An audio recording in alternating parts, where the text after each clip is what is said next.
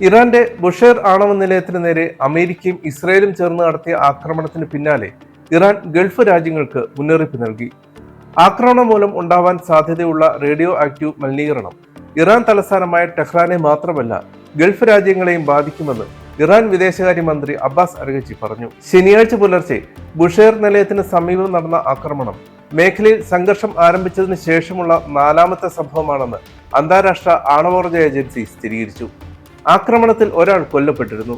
നിലവിൽ ആണവ വികിരണ തോതിൽ വർധനവ് രേഖപ്പെടുത്തിയിട്ടില്ലെങ്കിലും പ്രവർത്തനക്ഷമമായ ഒരു ആണവ നിലയത്തിന് തൊട്ടടുത്ത് നടക്കുന്ന സ്ഫോടനങ്ങൾ വലിയൊരു ആണവ ദുരന്തത്തിനുള്ള സാധ്യത വർദ്ധിപ്പിക്കാൻ സാധ്യതയുണ്ടെന്നും വിദേശകാര്യമന്ത്രി ചൂണ്ടിക്കാട്ടി.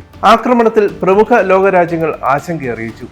റേഡിയോ ആക്റ്റീവ് മലിനീകരണം ഇറാൻ തലസ്ഥാനമായ ടെഹ്റാനേക്കാൾ കൂടുതൽ ഗൾഫ് രാജ്യങ്ങളെയാകും ബാധിക്കുക എന്ന് മന്ത്രി പറഞ്ഞു. ആണവ നിലയത്തിന് കേടുപാടുകൾ സംഭവിക്കുന്നത് മേഖലയിൽ ജീവന്റെ നിലനിൽപ്പിനെ തന്നെ ബാധിക്കുമെന്നും അതിന്റെ ഭവിഷ്യത്തുകൾ അനുഭവിക്കേണ്ടി വരുന്നത് റിയാദ്, അബുദാബി, ദോഹ തുടങ്ങിയ ഗൾഫ് തലസ്ഥാനങ്ങളായിരിക്കുമെന്നും അദ്ദേഹം മുന്നറിയിപ്പ് നൽകി. കാറ്റിന്റെ ഗതിയും ഭൂമിശാസ്ത്രപരമായ പ്രത്യേകതകളും അനുസരിച്ച് വികിരണം ടെഹ്റാനേക്കാൾ വേഗത്തിൽ ഗൾഫ് നഗരങ്ങളിൽ എത്തും എന്നത് യാഥാർത്ഥ്യമാണ്. ആണവ നിലയത്തിന് പുറമെ ഇറാന്റെ പെട്രോകെമിക്കൽ ശാലകളും അമേരിക്കൻ സഖ്യം ലക്ഷ്യം വെക്കുന്നുണ്ട്. ഇറാന്റെ സാമ്പത്തിക അടിത്തറകൾ തകർക്കുക എന്ന യഥാർത്ഥ ലക്ഷ്യമാണ് ഇതിലൂടെ വെളിവാകുന്നതെന്ന് മന്ത്രി കുറ്റപ്പെടുത്തി. യുദ്ധം കേവലം സൈനിക കേന്ദ്രങ്ങൾ ഒതുങ്ങാതെ അടിസ്ഥാന സൗകര്യങ്ങളിലേക്ക് പടരുന്നത് വലിയ മാനുഷിക ദുരന്തത്തിന് വഴിവെക്കുമെന്നും അദ്ദേഹം പറഞ്ഞു. യുക്രൈനിലെ സപ്പോറിഷ്യ ആണവ നിലയത്തിന് നേരെയുണ്ടായ ആക്രമണത്തിൽ പാശ്ചാത്യ രാജ്യങ്ങൾ പ്രകടിപ്പിച്ച ആശങ്ക എന്തേ ബുഷേറിന്റെ കാര്യത്തിൽ ഇല്ലാത്തതെന്ന് അഗ്രച്ചി ചോദിച്ചു. ഇതുവരെ 4 തവണയാണ് ബുഷേർ ആണവ നിലയത്തിന് നേരെ അമേരിക്കൻ ഇസ്രായേൽ സഖ്യം ആക്രമണം നടത്തിയത്. ശനിയാഴ്ചത്തെ ആക്രമണം പ്ലാന്റിന്റെ ചുറ്റുമതിലിന് തൊട്ടടുത്താണ് നടന്നതെന്ന് ഇറാന്റെ ഔദ്യോഗിക വാർത്താ ഏജൻസിയായ തസ്നീം റിപ്പോർട്ട് ചെയ്തു. സ്ഫോടനത്തിന്റെ ആഘാതത്തിൽ ഒരു സെക്യൂരിറ്റി ഉദ്യോഗസ്ഥൻ കൊല്ലപ്പെട്ടതായും കെട്ടിടത്തിന് വിള്ളലുകൾ വീണതായും റിപ്പോർട്ടിൽ പറയുന്നു. എന്നാൽ വൈദ്യുതി ഉൽപാദനത്തെ ഇത് ബാധിച്ചിട്ടില്ലെന്നാണ് പ്രാഥമിക വിവരം.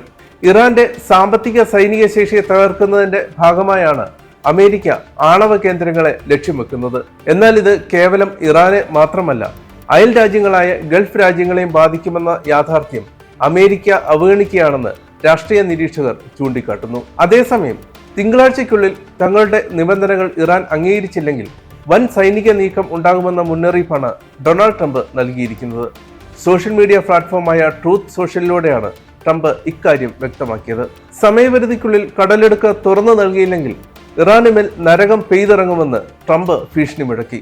ഹോർമസ് തുറക്കാൻ ഇറാന് 10 ദിവസത്തെ സമയം നൽകിയിരുന്നുവെന്ന് ട്രംപ് വ്യക്തമാക്കി. ട്രംപ് നൽകിയ സമയപരിധി ഏപ്രിൽ 6-നാണ് അവസാനിക്കുന്നത്. മാർച്ച് 26-നാണ് ഇറാന് ട്രംപ് അന്ത്യശാസനം നൽകിയത്. അടുത്ത 10 ദിവസത്തിനകം സമാധാന കരാറിൽ എത്തുകയോ ഹോർമസ് കടലിടുക്ക് തുറക്കുകയോ ചെയ്യണം.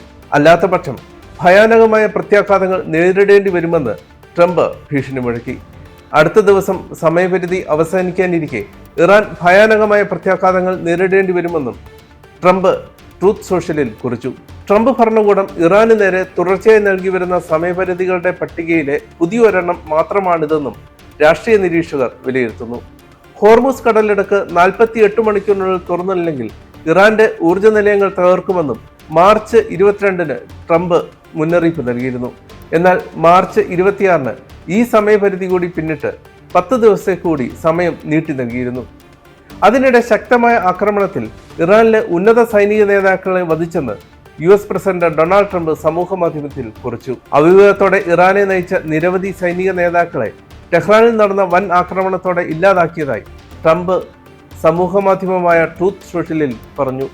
ഇറാനിൽ നടത്തിയ വ്യോമാക്രമണത്തിൻ്റെതെന്ന് പറയുന്ന 1 മിനിറ്റും 8 സെക്കൻഡും ദൈർഘ്യമുള്ള വീഡിയോ ദൃശ്യവും ഡൊണാൾഡ് ട്രംപ് പങ്കുവച്ചിട്ടുണ്ട്. എന്നാൽ എപ്പോഴാണ് ആക്രമണം നടത്തിയതെന്നോ ആരൊക്കെയാണ് കൊല്ലപ്പെട്ടതെന്നോ ഇതുവരെ വ്യക്തമല്ല.